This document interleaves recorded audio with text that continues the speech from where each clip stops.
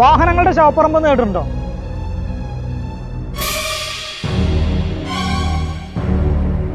ഇടിച്ചിട്ട വാഹനങ്ങൾ അതൊക്കെ പോലീസ് സ്റ്റേഷന് ഭാരമാണ്. കുറെ റോഡ് സൈഡിൽ ഇട്ടിട്ട് അത് നാട്ടുകാർക്ക് ബുദ്ധിമുട്ടുണ്ടാകും.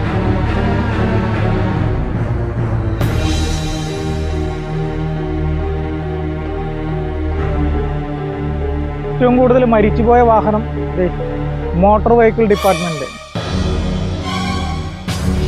പോലീസിന്റെ വാഹനമാണ്. കേരള പോലീസ് നോട്ടിച്ചിട്ടുണ്ടായിരുന്നു അതിന്റെ മുന്നിൽ. ആക്രി വിറ്റ് അതിന്റെ പൈസ എടുക്കുകയാണെങ്കിൽ ലക്ഷക്കണക്കിന് രൂപ സർക്കാരിന്റെ ഖജനാവിലേക്ക്. എന്തുകൊണ്ട് ഒന്നുകിൽ ലേലം ചെയ്യാം?